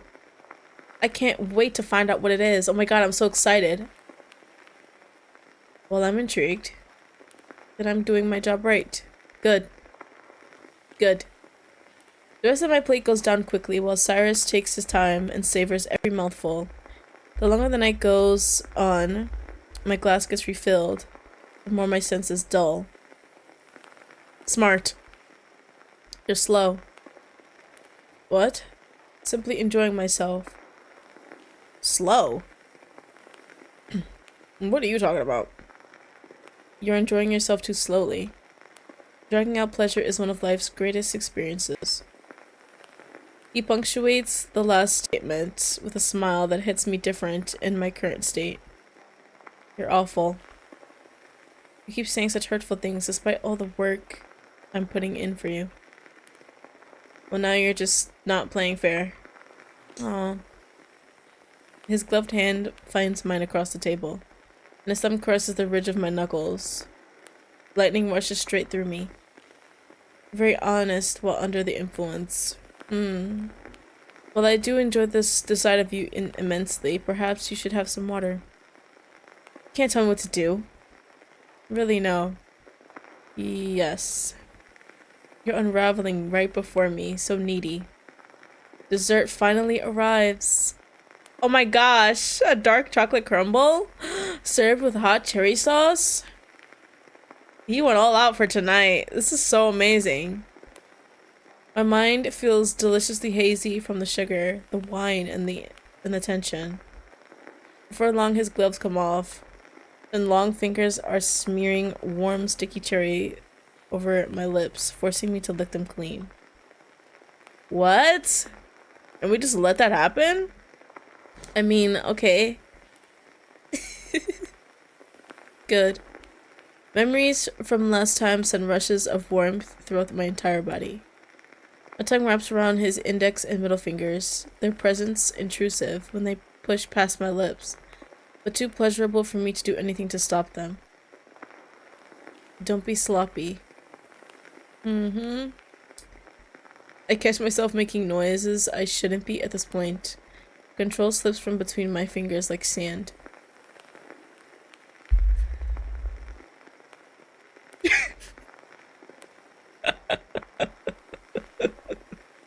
He leans back to wipe his hands off on his napkin without ever taking his gaze off me. I thoroughly enjoyed our meal together. I have to catch my breath before I can formulate an answer. But when I do, I hear a small voice in the back of my mind. One that tells me not to admit how much his actions are getting a little too brazen. Me too. Go find that package now. I'll see you very soon after. Good. I wonder what it is. Let's see. Should I start guessing? I would like to think it's a flogger. That's what I would like to think, right? Or maybe a cute little collar and leash combo. Or maybe it's just the potion or whatever that we're looking for. But I don't know. Let's see how big this box is, and then we'll see from there. I don't fully grasp his words now, but I finally leave the table and am greeted by the ever-familiar scent of incense and smoke in the corridor. My room is... here. And sure enough, a little wooden box is laying on my bed with a letter placed neatly on top. Okay, so it's small. I swallow past the knot in my throat and make quick work of the golden wax seal over the envelope. Here is my small gift to you. I hope you like it. I'm expecting you in my room. Okay. Please wear the... Oh, I forgot to I forgot to guess lingerie. I'm so stupid. Please wear the contents with confidence. Yours truly, Cirrus. Oh my god. I very much know what this means.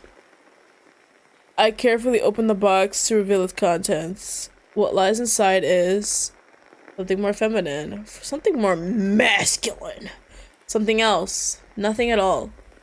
Ah! That'd be hilarious! No! I'm saving that because I want to explore those options later. Oh my gosh, imagine he's like, here, wear this, and it's nothing in a bag. Interesting. I'm gonna go crazy.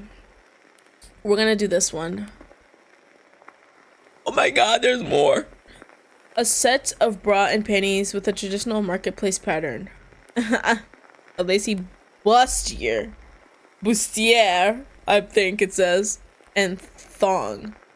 A silken camisole with matching underwear, a cute pair of panties, and nothing else. Go back.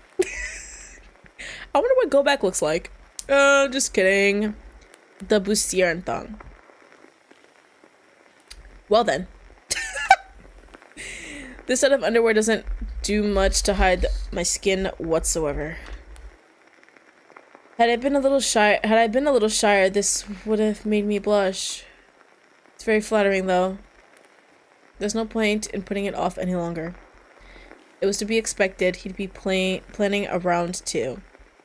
I'm a little excited. Finally, you're catching on to, like, you're you know?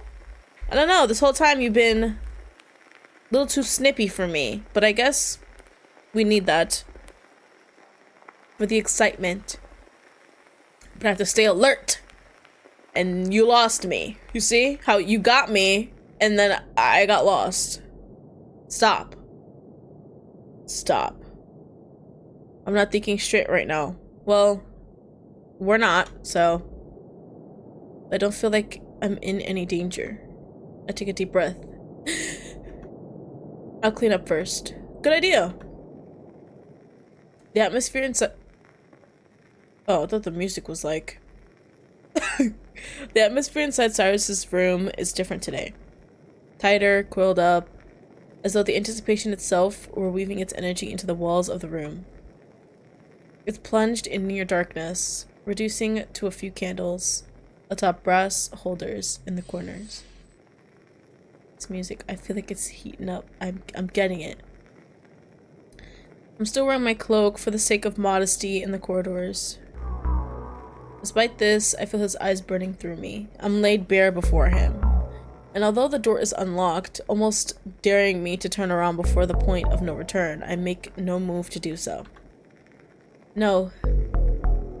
This is where I want to be. All playfulness is long gone from his expression as he approaches, reaching out to delicately trace the outer curve of my mask.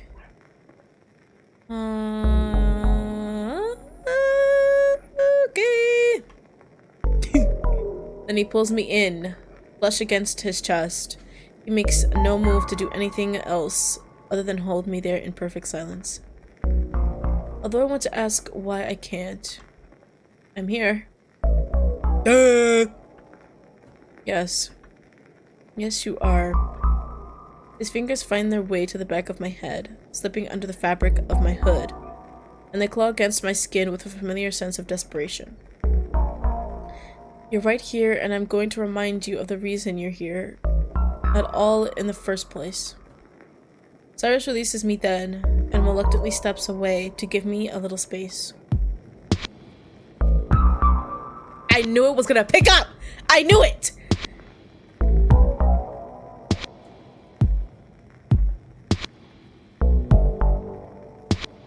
Strip. My doubts are long gone. The fabric pulls around my ankles, and I step out of the cloak in front of someone else for the first time. Since coming down here, my mask is the only remainder of my once perfect privacy.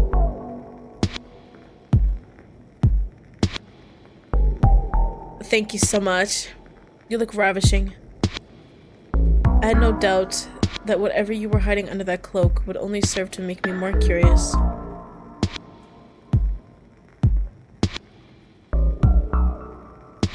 The cold air tickles my skin, but I stand before him as I always do, with confidence. Thank you. Cirrus wordlessly turns around and makes his way to the wooden nightstand, with a small selection of tools atop laid out in a meticulous fashion. I can't quite make out what they are for, or they are from here. What they are from here. Okay. Focus. Focus. And whatever they are, he takes his sweet time selecting what he wants before he comes back to me. I've been looking forward to this. I bet. He saunters over, effortlessly, confident, with a long, ornate, and bright red candle in hand. And a hefty-looking tome. From what I can make out, it's one of the lunar scriptures. And so have you, it seems. Uh-huh. He's on to me, oh no. I don't know what you're talking about. Don't play coy. You've done enough of that today. Oh. Oh, wait, calm down. I shift, increasingly aware of the danger I find myself in. His words close in on me, with a promise and expectation, and I know it's a risky game I'm playing. You're telling me. So I keep my door locked. Come. I won't say it, but Cirrus beckons me forward to the center of the room. He points to the floor then. Wordlessly, I know what's expected of me. I fall to my knees before him. Good job. Your back is covered. Okay. Let me preface this by saying I won't force you to remove any further clothing. But it is in your best interest to do so.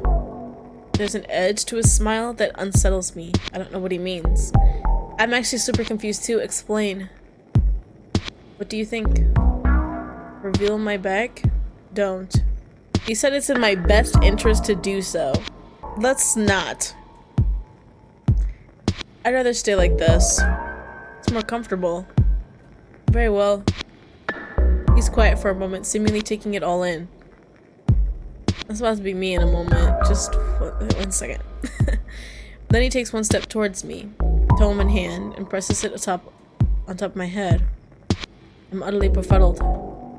If it weren't for how grave and heavy the atmosphere weighing down on my shoulders, this book balancing act would feel almost comical. But Cirrus is still smiling, and I know what that means. If you drop it, I'm going to hurt you. Really? Whoops! Oh shit! I dropped it. Uh-oh. Butterfingers here. I shiver. You're going to balance this holy tome while I cleanse you with this wax. It's rather simple, I should think. Unless you move, that is. Sorry, no, calm down. The chair is perfectly quiet when Cirrus strikes a match to light the first candle. The flame casts his face in a gorgeous amber light as it dances hypnotically and laps away the wax. Jerk. It comes out of my mouth before I can stop it. Uh-oh. The first drop of wax hits my skin, and I suck in a quick breath. It's not that painful, but the initial impact does burn. Yeah, it's like a normal, one of those normal, like, play candles. Nothing crazy. It's sharp and lingers for just a few seconds. And I'm about to exhale in relief. The second and third drip hit my skin. And this time, I gasp softly. There's a noticeable increase in temperature that spreads over my skin. I realize then that the heat is not dissipating. Ooh, special candle. It accumulates with every drip. Who's a jerk? Me. Hehe. His teasing does nothing to stop the primal urge to bite back inside me. Want to just drop these books. Shit. Yeah, you heard me. You heard me loud and clear. I see. The wax falls over the ridges of my knuckles this time, and the burns spread with vicious intensity. How bold of you to turn down your chance to apologize. Drip. Drip. Drip. And then, a moment of respite. I take the chance to collect myself, breathing deep. My eyes automatically close in an effort to concentrate. Suddenly, searing heat splashes across my arm and I cry out. He must have tipped the candle over. The tome wobbles on my head as I struggle to keep a stable posture. I find my voice raising in a panic. It's not. It's not what? The wax isn't cooling? How peculiar. His voice is twisted in sadistic glee when more wax trickles down and coats the back of my thighs. An unexpected increase in pain. Very peculiar indeed. Perhaps I should lower the candle even more. Your panicked voice is truly intoxicating. No. More heat flicks across my legs and pulls behind my knees and thighs. As you may have expected, this candle is infused with a wonderful property. Its heat seeks out the fire in people, metaphorically of course. A burning wave spreads over my skin, setting every nerve ending alight. And that's when I finally release a louder than expected hiss. I never escaped the candle's fire, not when you're this determined to fight back. Let it purify you instead. I'm waiting for the next hit of wax, but sudden dread claws at my chest when I realize he's waiting. Please. But Cirrus doesn't respond. It's utterly excruciating. Every passing second is a promise of more pain. My whole body is rigid despite the continuous waves of searing heat. Please, I beg of you. And then it comes, a great splash across the back of my knees, and I scream. It helps reduce the suffocating warmth, and that's when I understand what he's been trying to do. But do I care? Drop the book on purpose. Yeah. Do I care? Let's take a sip.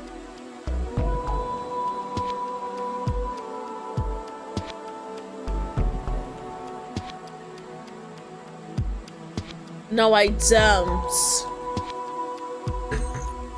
I don't care. Oh, yeah. We're gonna drop it on purpose. Definitely. This is great. I'm enjoying myself.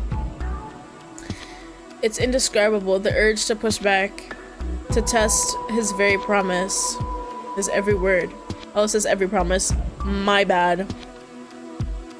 I don't even bother considering my head tipping over to the side. A little more dramatic than strikingly necessary. The room is dead silent when the tome topples down and hits the floor with a dull thud.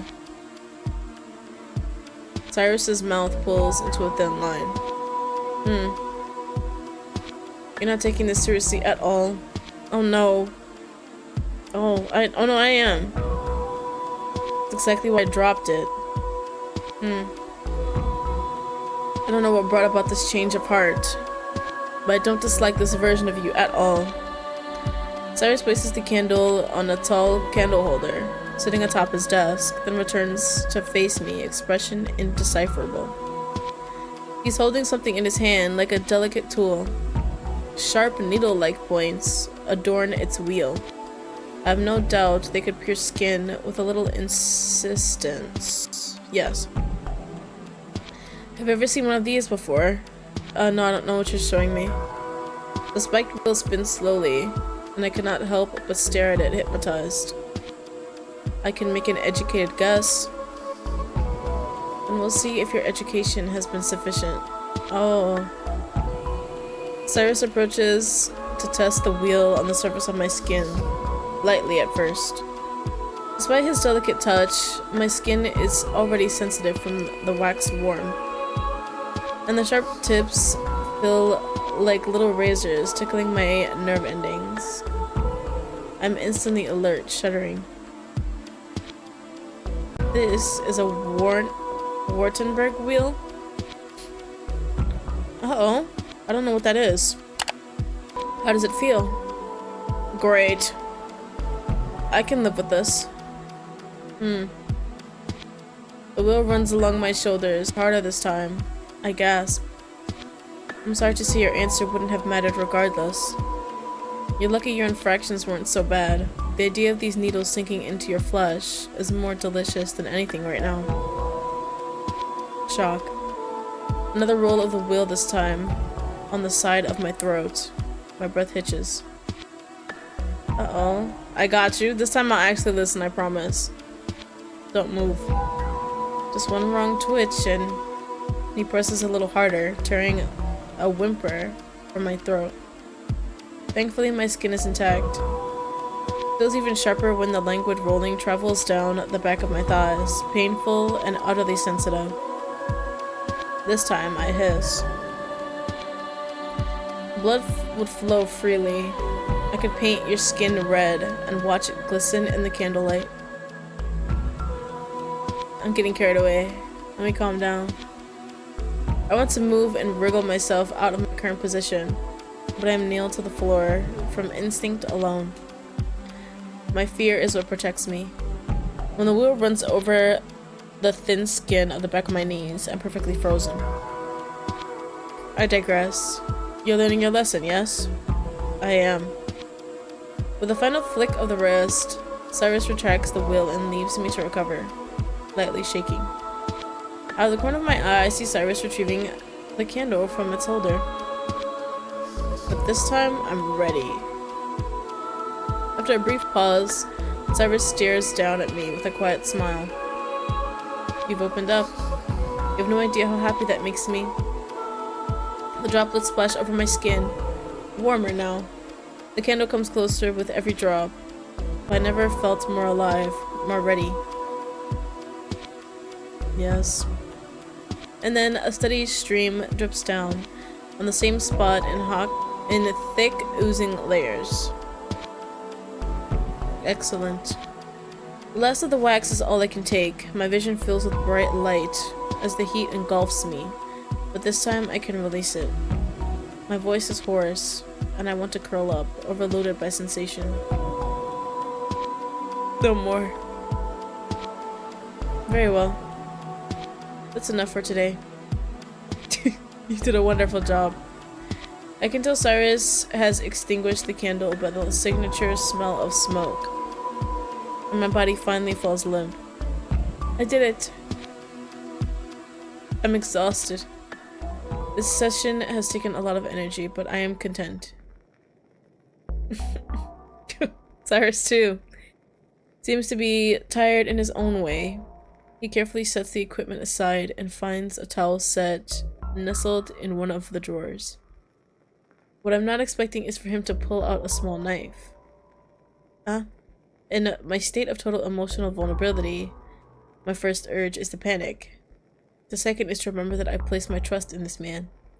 Although he is holding a weapon, his movements are slow, and his smile is tender. What's up? What are you about to do with that sharp knife of yours? Oh. I'll scrape the wax off of you. It's rather difficult to get rid of otherwise. Lay down. Relieved, I obey. I can't even muster the energy to say a word in response. His hand strokes my back and shoulders in a way that only makes me sink further down into the mattress, slow and deliberate. Then the coolness of the blade slides against my skin, and my breath hitches.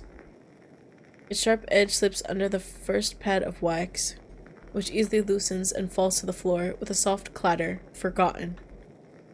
Good? I breathe again. Good.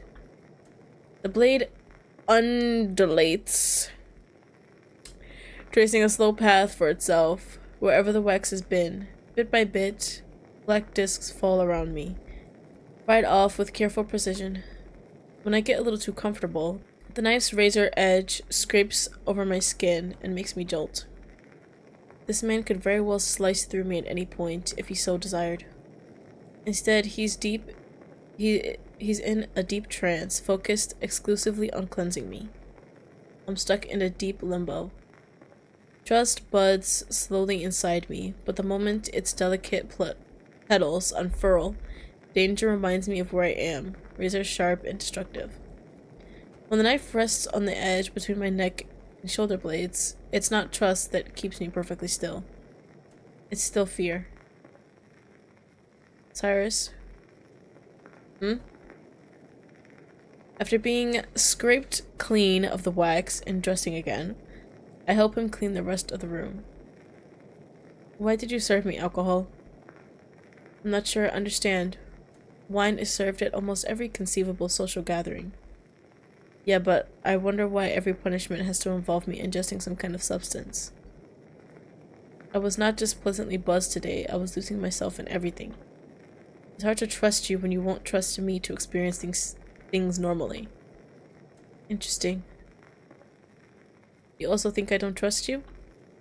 I don't think so, I know so. Very, very interesting. But this is not the time. Your mind and body need to rest. I think we should focus on aftercare now. Ray. Where's the hug? I liked it last time. I want to cuddle a bit. I want to share a warm drink. I want to read together. We're gonna cuddle. Very well, but only for a little bit. No. For as long as I need to. That's the rule. Pretty sure. Lay down with me, please. With a nod, Cirrus joins me, and the mattress dips slightly under his weight. I don't know what possessed me to ask for this, but I know that deep inside I need it. I need something to recover from what I just went through. He lays flat on his back, and I curl into him. Head settled in the crook between his shoulder and chest. For a few tense moments, none of us speak. The sensation, being completely close to him, still feels very new. You're comfortable. I am. The smell of cotton fills my senses, but underneath that, there's something warmer, earthier. I'm dizzy. All I can do is thread my fingers through the cloth of his robe and hold on while it passes. When his hand finds its way to the top of my head, my breath hitches. Thank you so much. You're okay. Yeah, everything is fine. When I let down my guard a little, a new fire takes a hold of me. My hands want to trace and memorize every inch of him, while they still can. I want to drown in him in ways I cannot explain. But something tells me that I should keep my hands to myself. And so I breathe through it, one step at a time. I let the flame subside, though the scent wafting off his skin is not helping. And neither is the gentle caresses of his thumb behind my ear. Despite this, it's hard to ignore the tension in his posture, even as he lays. The spell is broken a mere few moments later. Was there anything else? No, actually, that's fine. I really just want that. Very well. The scent is over. The scene. And we've managed to put everything away. It's the perfect time for me to head back to my bedroom. Cyrus's expression is unusually thoughtful. I hesitate to leave when something seems to be bothering him. Hey. What's on your mind? Why do you ask? Cyrus. I'll be frank with you. The state of the church and the lunar religion down here, I'm deeply unsatisfied with it. Huh? That's news to me. We're not where we need to be. I don't think things are going to change unless I personally take matters into my own hands and do something about it. Naturally, I want to. In fact, Cyrus approaches meaningfully, towering above me. I think you know exactly what lengths I would go to, yes? I feel very cold all of a sudden. This is it. The reason for the existence of his cult. This is why he's... I don't understand. What exactly are you so unsatisfied about? Do you envy a life of confinement? Clearly not. Then you should understand. It couldn't be simpler. I will not have this culture rot and die in the gutters of a black market. I want to question him some more, but there is a clear finality to his tone. Still, he's never been this honest with me. For the first time, I feel as though I'm seeing beyond his perpetual facade and into his heart. I feel a strange tightness in my chest, an urge to reach out. Thank you. I can tell you don't talk about this often, but I appreciate you sharing this with me. No. I've said too much. You haven't. You're finally being quiet. You be quiet. You be quiet. Let me speak. I'm telling you how much this means. Oh. Uh-oh. Yikes. Ah!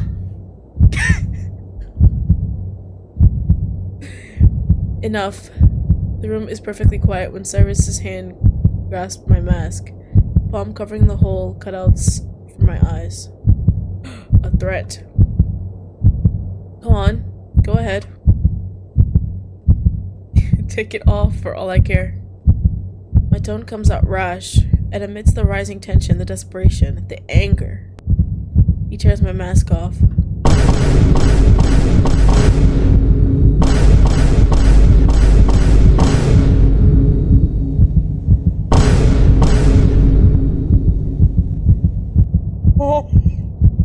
Are you serious?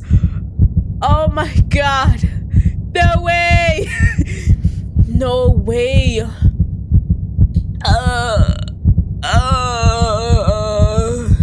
And then Cyrus is kissing me without even bothering to look at what the mask was hiding in the first place.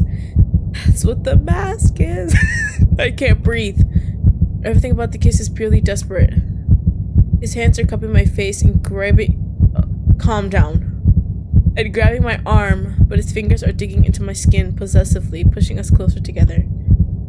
I taste wine and cherries on his lips, on his tongue, the intoxication fueling every single time he dives back in, until the sharp teeth bite my lower lip and suddenly I taste iron. Bitter and coppery. But I never want it to end. When I barely muffle a whimper, his hand shoots out to squeeze around my throat, fingers pressing into my pulse until all I can do is rasp out against his lips. Now slick with saliva and blood, my vision goes white for just a second until he releases me completely, panting. I'm a mess of adrenaline and white-hot ecstasy. We stare at each other then, an attempt to process what just happened, but I can't speak.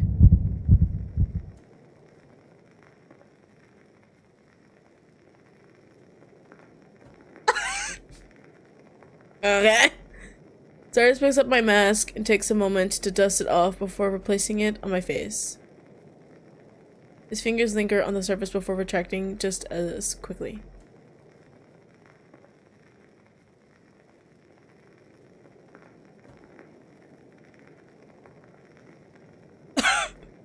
Get some rest.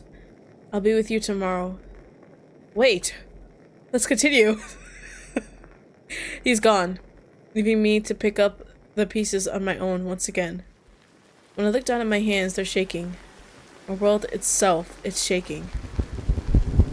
I need to get back. Get back to where? My head. I feel sick. Why aren't you moving? Shit! Ah! One breath. I don't know what that last one said, so that's why I didn't say anything. And another. My senses are completely overloaded, so much that I can barely process what's happening around me. It's in that same state that I drag myself out of Cyrus's bedroom, taking one step at a time. But I don't feel like going back to the bedroom. Restlessness is clawing at my insides, demanding an escape. I take a different turn. Past the bedrooms, past the altar, past the blur of brick and crumbling stone and patterns until I'm facing the iron door. I push against it. The inside of this room is nothing like the rest of the church. Oh shit. Something in here is thick with a stench I cannot describe. Mingling with the overpowering scent of raw lavender, I automatically try breathing through my mouth instead. This whole place is a surreal sight. Large, rusty cages, carefully labeled medical supplies, potion bottles of various sizes, loose powders piled up innocuously on small pieces of cloth. I don't think I should be here. I noticed something in the mirror ahead of me. Nestled inside its ancient wood frame. My reflection. Something glimmering from under my mask. Tentatively, I approach it, leaning on the chemical-stained counter. Then I reach up for my mask. Indeed, from within its eye holes, I spot something unusual. What is it? And then I see it. I can't see anything because my shit is so, like, blurry. I mean, got a mean glare. My mask clatters on the table, forgotten, and I stand unmoving. Flecks of silver patches of gray dotting my skin. My lips look paler. They're almost shimmering, iridescent and pearly. My reflection is that of someone metamorphosizing. Oh shit! Something is changing inside me. But it is not fractum anima. And then I know it without a doubt, that right now, brewing inside me is something of indescribable value. Lunar ichor. Wait, what?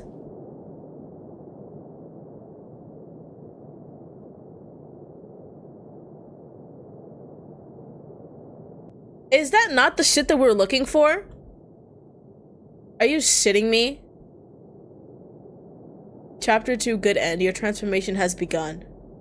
To be contondered? Of course it has. To be contondered. What?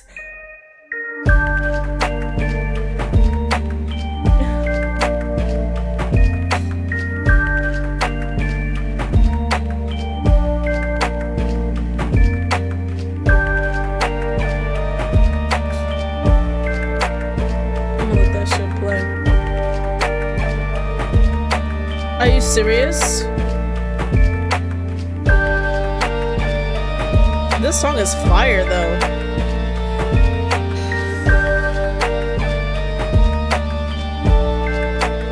What could have... Oh my god. What could have caused that, bro? What is lunar core? Just this nigga spit? What the f? That was literally insane. Yo! My CG girl looking delicious. Oh, next page? Oh, I thought their pictures were gonna pop up. I was scared for a second. This had to be the best thing to ever happen. I'm just kidding. I'm just kidding. But oh my gosh, look, I got... It's already begun, the transformation, and it was a good ending.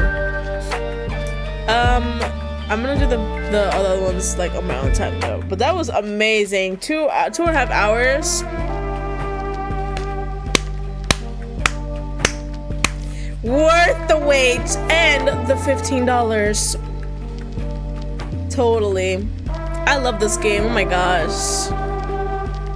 It's a great thing to play while we're waiting for Touch Starved, because this kind of has a similar vibe and I love it. I love this. What is it, like dark fantasy or something? I don't know, I like it. That was a really good chapter. So yeah, that was Obscura Chapter 2, Cirrus's route, right? I got the good ending on the first try. Let's go. Who am I gonna do next? The other person that's in the game as of right now, like that has Chapter 2, is Kier, which we all remember him, right? He's the really cool looking guy. Him right here. I can't wait, so exciting. So yeah, I'm gonna do that guy next, definitely. So if you guys enjoyed this one though, a like would be very much appreciated, and of course subscribe for more Obscura and you know, stuff of the like. With all that being said, I'll see you guys next time. Goodbye, my loves.